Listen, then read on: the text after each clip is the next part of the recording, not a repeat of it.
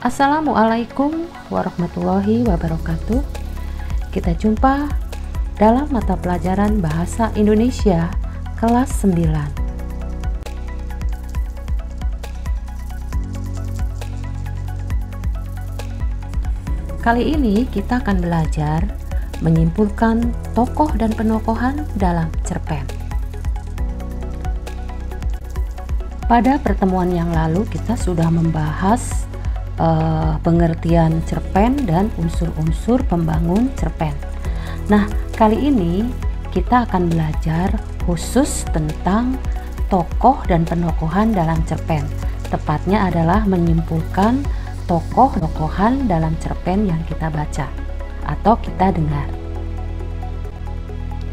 Ada dua istilah yang menjadi kunci dalam pembelajaran kita kali ini adalah tokoh dan penokohan. Lalu perbedaannya apa? Tokoh merupakan individu ciptaan atau rekaan pengarang yang mengalami peristiwa di dalam cerpen. Sedangkan penokoh adalah penyajian watak tokoh dan penciptaan citra tokoh. Kita mulai dengan penjelasan tentang tokoh. Tokoh menurut fungsinya ada dua, yaitu tokoh utama dan tokoh pendukung. Tokoh utama adalah tokoh yang banyak mengalami peristiwa dalam cerita. Sedangkan tokoh pendukung adalah tokoh yang mendukung atau membantu tokoh utama. Nah, di dalam tokoh utama ini ada dua jenis tokoh, yaitu tokoh utama protagonis dan tokoh utama antagonis. Tokoh utama protagonis adalah tokoh yang membawakan perwatakan positif atau menyampaikan nilai-nilai positif. Sebaliknya, tokoh utama antagonis adalah tokoh yang membawakan perwatakan yang bertentangan dengan protagonis atau menyampaikan nilai-nilai negatif. Agar kita dapat menyimpulkan watak apa di dalam tokoh cerpen, maka kita harus mengetahui metode menyajikan watak tokoh. Nah, pengarang dalam menyajikan watak tokohnya ada dua cara. Yang pertama metode langsung atau analitis dan metode tak langsung atau dramatik. Metode langsung yaitu pengarang menjelaskan watak tokoh dengan cara memaparkan watak tokoh secara langsung.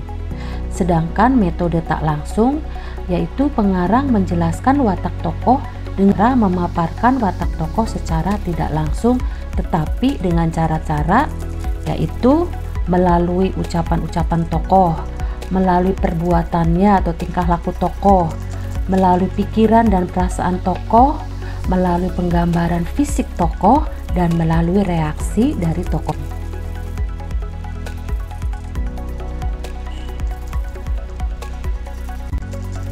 Nah, setelah kita mengetahui tokoh dan penokohan, nah kita lanjutkan dengan bagaimana cara untuk menyimpulkan watak tokoh.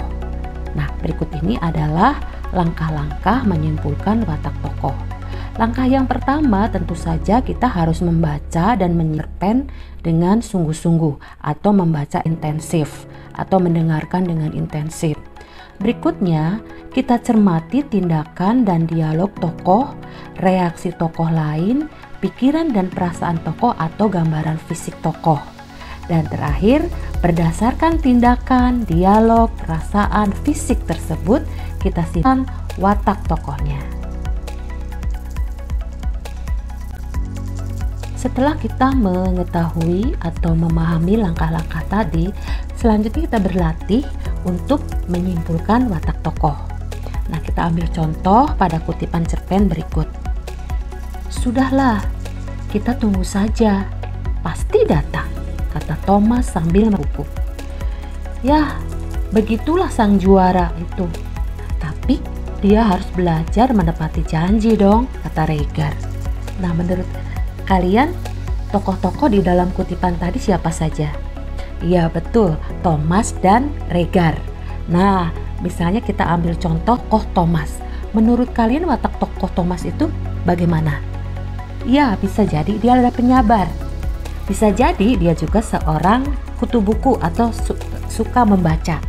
Nah, kalau kalian menyatakan bahwa Thomas memiliki watak penyabar, kamu melihat dari mana? Oh iya, betul, melalui ucapannya. Kalau Thomas dikatakan memiliki sikap atau sifat atau watak suka membaca, nah dari mana? Dari tindakan Thomas, yaitu kegiatan dia membaca buku.